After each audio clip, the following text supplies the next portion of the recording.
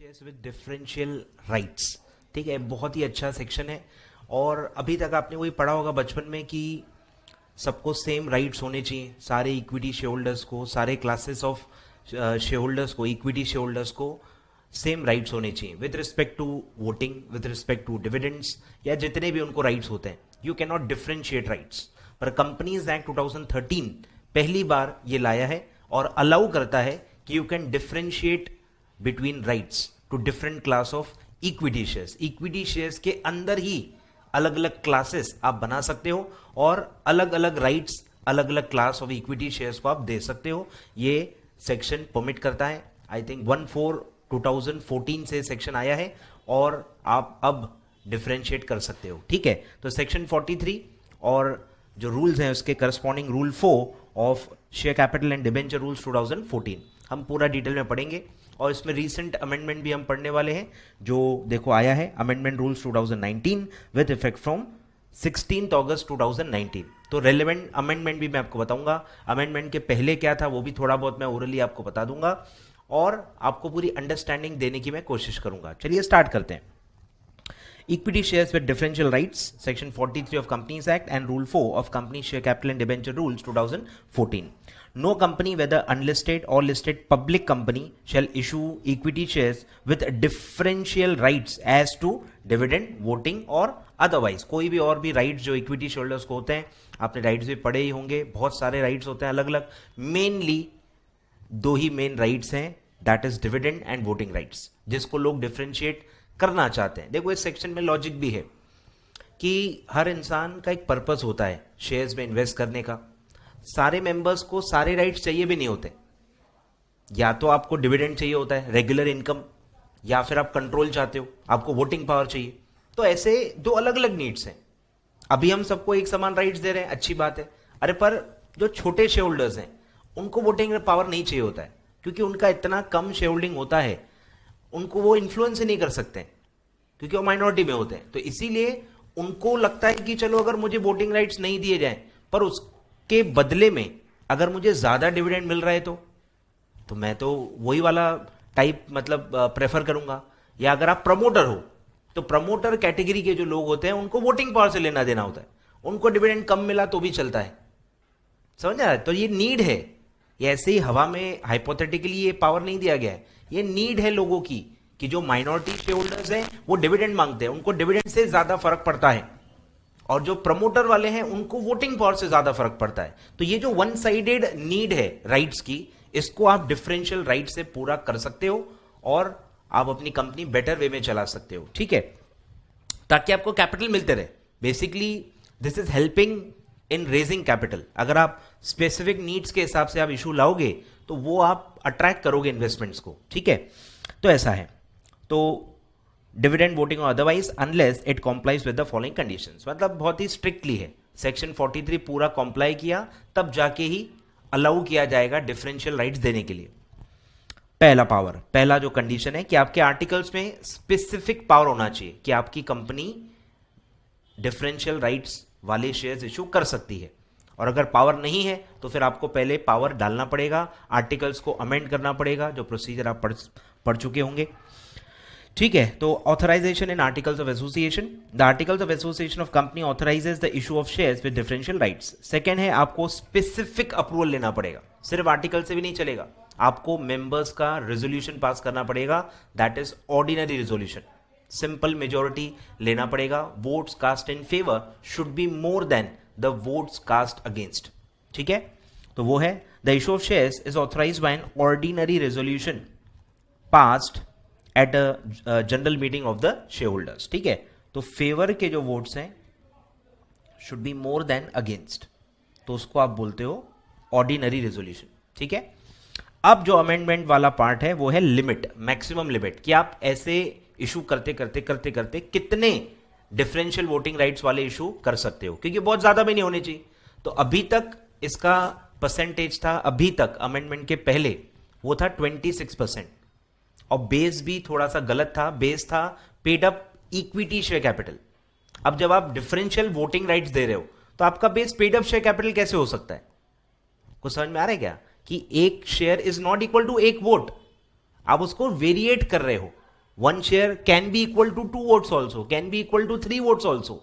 तो paid up share capital का base भी इलॉजिकल था, तो अब उन्होंने उसको करेक्ट किया है। अब क्योंकि ये एक्सेप्टेबल भी हो गया है, बहुत सारे कंपनीज ने इंडिया में भी इसको यूज किया हुआ है और कैपिटल रेस किया हुआ है, तो इसका जो एक्सेप्टेबिलिटी है वो भी बहुत ज्यादा है और नीड भी बहुत ज्यादा है, तो इसका परसेंटेज भी बढ़ाया गया है और बेस को भी करेक्ट किया गया है।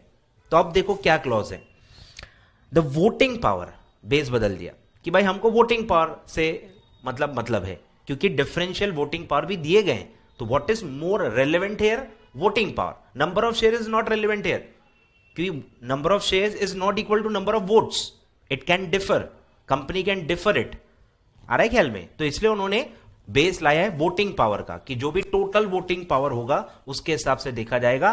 Paid up equity share capital का यहां कोई लेना देना नहीं है, ठीक है, वोटिंग पावर। और आपको पता ही है कि नॉर्मली वोटिंग पावर सिर्फ इक्विटी को ही होता है, ठीक है।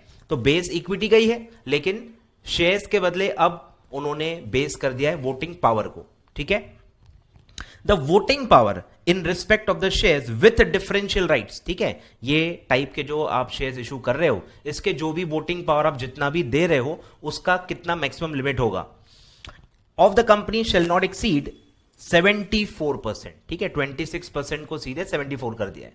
अब 74 का मतलब ही क्या है कि भाई स्पेशल रेजोल्यूशन पास नहीं होना चाहिए, मतलब ये लोग डिफरेंशियल शेयर्स जिनको आपने दिए हैं, ये अकेले ही सारे स्पेशल रेजोल्यूशन भी पास कर जाएं, इतना ज्यादा इनका अक्यूमुलेशन नहीं होना चाहिए। तो 74% का मतलब ये होता है कि 75 और मोर रहा तो आप स्पेशल रेजोल्यूशन पास कर सकते हो, बराबर। तो ये एक लॉजिक हो सकता है उसमें, ठीक है। तो 74% of the total voting power, total मतलब डिस्प्रपोर्शनेट राइट्स होंगे ना। जैसे अगर आप एग्जाम्पल लो,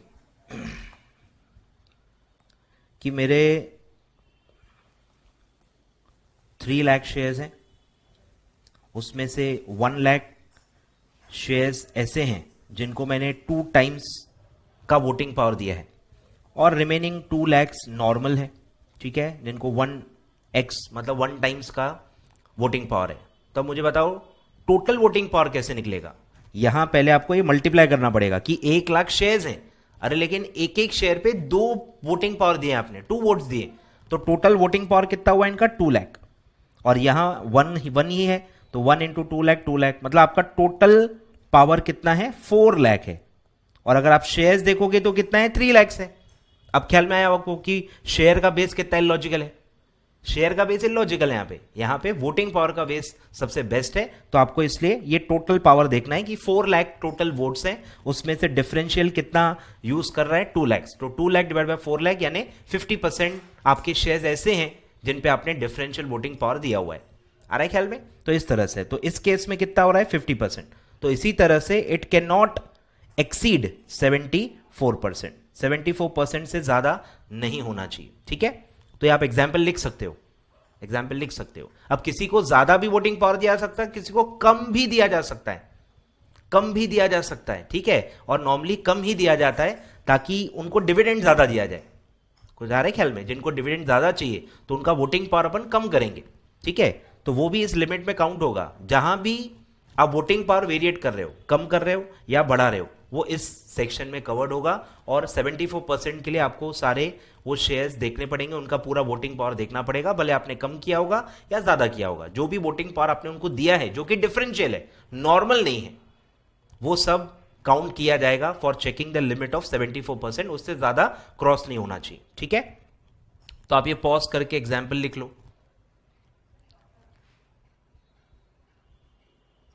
आगे बढ़ते हैं, चलिए, ठीक है। इंक्लूडिंग, अब वो जो आप नया इशू ला रहे हो वो भी मिला के, कि ये इशू के बाद, जिसको पोस्ट इशू बोलते हैं, ठीक है, तो वो दिया है including the voting power in respect of equity shares with differential right issued at any point in time. मतलब एक क्यूमुलेटिव लिमिट है, एट अ टाइम वाली लिमिट है, पूरी लिमिट है, कोई एक फाइनेंशियल ईयर की नहीं है। दिस इज द क्यूमुलेटिव या एज ऑन लिमिट है, कि कोई भी समय पे at any point in time आपका जो ये प्रपोर्शन है कि डिफरेंशियल राइट्स के जो वोटिंग पावर है वो 74% ऑफ टोटल वोटिंग पावर नहीं हो सकते, ठीक है। तो ये अच्छा खासा बड़ा अमेंडमेंट है। एक तो बेस बदला है, लॉजिकल बना दिया है, ऊपर से 26 की लिमिट को 74% कर दिया है। ठीक है, आगे बढ़ते हैं। फिर एक पहले कंडीशन हुआ करता था कि आपके पास डिस्ट्रीब्यूटेबल प्रॉफिट्स होने चाहिए। मतलब क्या था, देखो ये पहले था, अब उन्होंने डिलीट कर दिया है, मतलब अब ऐसी कोई रेस्ट्रिक्शन या अब ऐसी कोई कंडीशन नहीं है। तो इसका क्या इफेक्ट है मैं आपको पढ़ के बताता हूं। The company has consistent track record of distributable profits for the last 3 years। तो आपके पास ट्रैक रिकॉर्ड होना चाहिए डिस्ट्रीब्यूटेबल प्रॉफिट्स का, मतलब आप लॉस में नहीं होनी चाहिए। आप लॉस में हो तो आपके पास डिस्ट्रीब्यूटेबल प्रॉफिट नहीं है।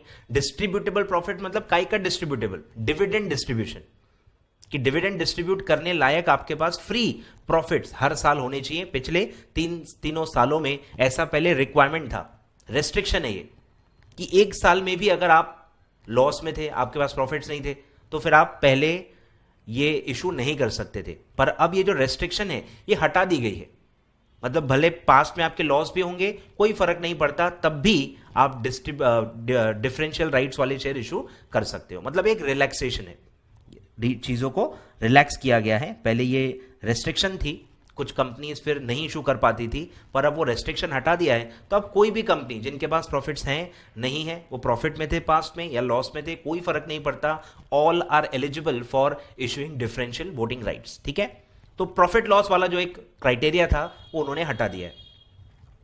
फिर है no default in statutory filing. अब ये अलग है, इसका प्रॉफिट लॉस से कोई लेना देना नहीं है। आपका कहीं भी आरओसी में जो फाइलिंग होता है, लिस्टेड कंपनी हो तो सेबी में जो फाइलिंग होता है, तो जो भी फाइलिंग रिक्वायर्ड है अंडर कंपनीज एक्ट, वो उसमें कहीं आपका डिफॉल्ट नहीं होना चाहिए। प्राइमरली फाइलिंग बोले तो रिटर्न्स जो आप फाइल करते हो, एनुअल रिटर्न जो फाइल करते हो, फाइनेंशियल स्टेटमेंट जो फाइल करते हो, ये सब जो मेन फाइलिंग्स है, या कोई भी एक्चुअली स्टैट्यूटरी फाइलिंग बोले तो कोई भी फाइलिंग हो सकती है, तो वो उस पर आपका नहीं होना चाहिए। इसमें देखो क्या है, मैं बता दूं आपको क्या इन्होंने डाला है। Company has not defaulted in filing, देखो दिया है, फाइलिंग बोले तो सारे नहीं, प्राइमरली 2 ही क्रूशियल और फंडामेंटल फाइलिंग्स होते हैं जो हर कंपनी को करना होता है। One is financial statement filing और second is annual return filing. तो ये 2 बेसिक फाइलिंग्स का कॉम्प्लायंस देखा जाएगा। सारे फाइलिंग्स की बात नहीं हो रही है, सारे रिटर्न्स या सारे जो कॉम्प्लायंसेस होते हैं सारे के सारे नहीं बात कर रहे हैं, क्योंकि ऐसा होगा तो फिर सोचो कितना रिस्ट्रिक्टिव हो गया है कि आपने एक छोटा सा कोई रिटर्न फाइल नहीं किया, डिपॉजिट का रिटर्न फाइल नहीं किया, या कहीं कुछ आप एक छोटा सा नॉन कॉम्प्लायंस कर बैठे, तो आप क्या ये शेयर्स इशू नहीं कर पाओगे। ऐसा नहीं होना चाहिए। पर जो फंडामेंटल 2 आपकी बेसिक रिस्पॉन्सिबिलिटीज हैं जो हर कंपनी को करनी चाहिए, that is financial statement filing and annual return filing. ठीक है, तो ये 2 ही फाइलिंग की बात की जा रही है। The company has not defaulted in filing the financial statement and annual return for 3 financial years immediately preceding the financial year in which it has decided to issue such shares। तो जिस साल में भी आप इशू करना चाहते हो, उसके जो भी पिछले 3 साल होंगे उसमें आपका स्टैट्यूटरी फाइलिंग जो है, ये 2 बेसिक फाइलिंग्स होती हैं, उसका कॉम्प्लायंस चेक किया जाएगा। और आगे आप डायरेक्टर्स में भी ये पढ़ोगे, डायरेक्टर्स चैप्टर जो है कंपनीज एक्ट में, उसमें भी आप पढ़ोगे कि अगर आपने 3 साल कंटिन्यूस ये फाइल नहीं किए तो आपके सारे डायरेक्टर्स डिस्क्वालीफाई हो जाते हैं।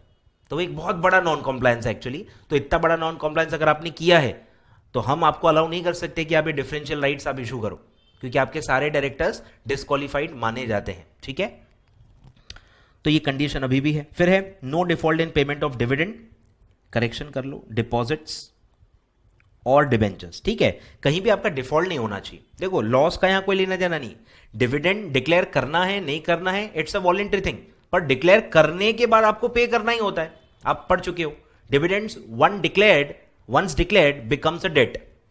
अनाउंस करने के बाद आप वापस नहीं ले सकते, फिर वो आपकी लाइबिलिटी बन जाती है, यू हैव टू पे इट। फिर है डिपॉजिट्स जब भी मैच्योर होंगे उसको आपको रिडीम करना है, उस पर इंटरेस्ट पे करना है। डिबेंचर्स भी जब रिडीम होने के लिए लाइबल है तो आपको रिडीम करना पड़ेगा। तो इन चीजों में आपका कहीं भी नॉन कॉम्प्लायंस नहीं होना चाहिए। ठीक है, the company has no subsisting default, this is very important. Subsisting मतलब जब आप इशू करना चाहते हो डिफरेंशियल राइट्स के शेयर्स, उस वक्त देखा जाएगा, यहां पास्ट का नहीं देखा जाएगा। अगर आपने डिफॉल्ट किया था पर आपने सुधार दिया, पहले आपने डिपॉजिट्स मैच्योर हो गए थे, आपने ड्यू डेट पे नहीं भरा, 2 महीने बाद भर दिया, पेनल्टी साथ वो जो भी था आपने सब सेटल कर लिया है, तो अब उसके बाद थोड़ी आपको वो उस डिफॉल्ट के लिए आपको सजा मिलनी चाहिए। अगर जब आप शेयर इशू करना चाहते हो उस डेट पे भी सब्सिस्टिंग है, सब्सिस्टिंग मतलब एग्जिस्टिंग है, डिफॉल्ट अभी भी चल रहा है, तो ऐसे डिफॉल्टिंग कंपनी को वी कैन नॉट अलाउ कि वो डिफरेंशियल वोटिंग राइट्स इशू करे, बरोबर। तो ये है सबसिस्टिंग होना चाहिए, 5 डिफॉल्ट्स का यहां कोई लेना देना नहीं है जो करेक्ट हो चुके हैं। अभी भी अगर डिफॉल्ट चल रहा है, अभी भी डिविडेंड डिक्लेयर हो चुका था, आपने अभी भी पे नहीं किया है, डिपॉजिट अभी भी रिडीम नहीं किए हैं, तो हमको क्या डर लगेगा कि ये शेयर का आप इशू कर रहे हो, यही पैसा वहां दे दोगे। तो ऐसा नहीं होना चाहिए। New issues can not be use for funding the defaults, ठीक है। तो इसीलिए तो वो है in payment of declared dividend of to its share holders, कोई भी शेयर होल्डर हो सकता है, प्रेफरेंस वालों का भी डिविडेंड आ सकता है इसमें, इक्विटी वालों को भी आ सकता है, ठीक है। और repayment of its matured deposits, matured जिनकी ड्यू डेट आ चुकी है, मेच्योर हो गया है, आपको पता है फिक्स टर्म होता है, डिपॉजिट का फिक्स टर्म होता है, डिबेंचर्स का ये इरेडीमेबल नहीं होते हैं, ये सारे रेडीमेबल ही होते हैं, फिक्स टर्म होता है उनका। और redemption of its preference shares और डिबेंचर्स, ठीक है, प्रेफरेंस शेयर्स भी है, ये भी आपको पता है, प्रेफरेंस शेयर्स भी रेडीमेबल ही होते हैं, मैक्सिमम 10 और 20 ईयर्स, तो वो सब आप पढ़ चुके हो। That have become due for redemption और payment of interest on such deposits, debentures और पेमेंट ऑफ डिविडेंड। कहीं भी आपका ये डिफॉल्ट सबसिस्टिंग नहीं होना चाहिए, पहले आप वो निपटाओ, डिफॉल्ट को पूरा क्लियर करो, उसके बाद आप भले ये शेयर्स इशू कर सकते हो, ठीक है। जब तक डिफॉल्ट चल रहा है, you are not permissible to issue equity shares with differential voting rights. और फिर है कहीं भी आपको पेनलाइज नहीं किया जाना चाहिए, मतलब एक डिफॉल्टर नहीं होने चाहिए, ठीक है। The company has not been penalised by court और NCLT during the last 3 years. ध्यान दो, इंपॉर्टेंट है, लास्ट 3 ईयर्स जब आप इशू करना चाहते हो, जिस साल में आप इशू करना चाहते हो, उसके पिछले 3 साल में आपका कॉम्प्लायंस हिस्ट्री देखा जाएगा। और अगर आपको पेनलाइज किया गया है एनसीएलटी ने या कोई कोर्ट ने, कोर्ट केस में आपको पेनल्टी लगी थी, of any offence under RBI act, क्योंकि आप बैंक होंगे, सेबी क्योंकि आप लिस्टेड कंपनी होंगे, सिक्रा क्योंकि आप रिकॉग्नाइज्ड स्टॉक एक्सचेंज हो सकते हो, फेमा बरोबर क्योंकि आप फॉरेन एक्सचेंज में डील करते हो, और एनी अदर स्पेशल एक्ट, मतलब नॉर्मल रूल्स नहीं, स्पेशल जो एक्ट्स होते हैं, जो स्पेशल ट्रांजैक्शंस को लगते हैं, फॉरेन करेंसी पे हो गया, ये हो गया, तो ये सब, इनमें अगर आपको कहीं भी पेनल्टी चार्ज की गई है तो फिर आप मतलब क्वालिफाइड नहीं हो, ठीक है, इशू करने के लिए। आगे बढ़ते हैं, तो ये देखो टोटल कंडीशंस है, ये टोटल कंडीशंस है। तो बेसिक रिक्वायरमेंट्स क्या है, आर्टिकल्स में आपका पावर होना चाहिए, ऑर्डिनरी रेजोल्यूशन आपको पास करना है, फिर बाकी तो ऐसे रूल्स हैं, ठीक है। बेसिक कॉम्प्लायंस 2 ही हैं, आर्टिकल्स में power and ordinary resolution should be passed, ठीक है। तो ये था आपका डिफरेंशियल वोटिंग राइट्स या डिफरेंशियल राइट्स सेक्शन 43।